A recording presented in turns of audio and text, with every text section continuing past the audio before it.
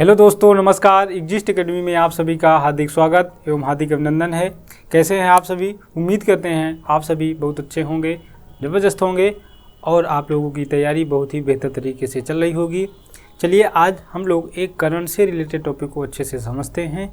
Topic क्या है आपका? गुजरात के एक लोकसभा क्षेत्र में, सूरत के क्षेत्र में आपके एक व्यक्ति मुकेश दलाल जी बिना चुनाव जीते और बिना काउंटिंग के ही लोकसभा के सदस्य बन चुके हैं। उन्होंने जीत दर्ज कर ली है। उन्हीं के बारे में समझते हैं कि क्या था सिस्टम पूरा। आइए सबसे पहले समझते हैं गुजरात के बारे में। गुजरात, यहाँ पर लोकसभा की सीटें हैं, यहाँ पर लोकसभा की 26 सीटें हैं और 26 सीटों में से एक सीट सूरत लोकसभा। क्या है? एक सीट आपकी सूरत लोकसभा, सूरत लोकसभा सीट। अब सूरत लोकसभा सीट पर यहाँ पर कितने उम्मीदवार थे? तो यहाँ पर उम्मीदवार की संख्या कितनी थी? 9। यहाँ पे 9 उम्मीदवार थे और 7 मई को चुनाव होना था।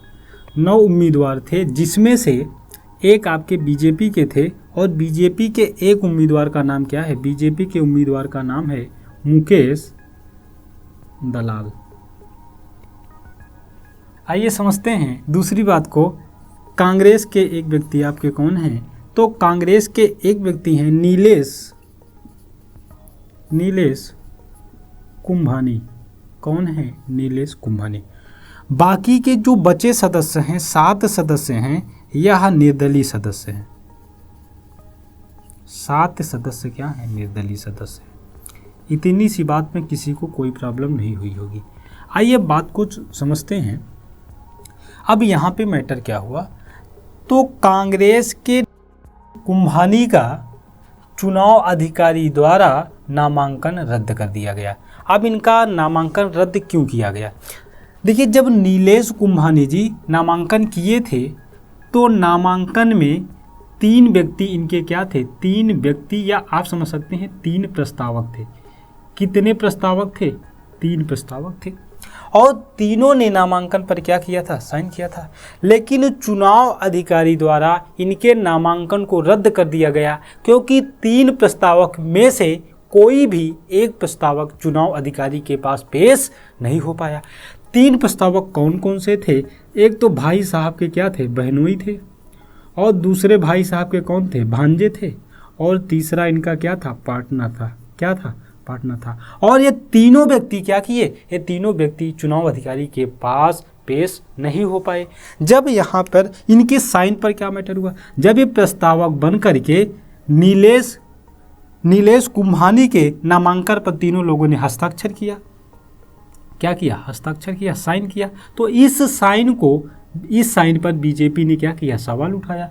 बीजेपी ने जब इस पर सवाल उठाया तो ये 3 व्यक्ति ने क्या किया मालूम है? एफिडेविट पर बताया कि ये मेरे साइन नहीं है। जब ये बताया कि यह मेरे साइन नहीं है तो प्रस्तावक के दावे को बताया गया। इसके बाद नीलेश कुंभानी जी को 1 दिन का चुनाव अधिकारी द्वारा समय दिया गया। 1 दिन का क्या दिया गया? समय दिया गया। तत्पश्चात फिर भी यह नीलेश कुंभानी जी चुनाव अधिकारी के सामने अपने एक भी प्रस्तावक को पेश नहीं कर पाए, इसलिए इनका नामांकन यहाँ से क्या हो गया? रद्द हो गया। अब बचे 7 सदस्य निर्दलीय। अब जब निर्दलीय सदस्य बचे थे तो इनका तो काम वैसे हो गया। कैसे हो गया इनका काम? ये लोग क्या किए? ये आपस में अपना नामांकन वापस ले लिए।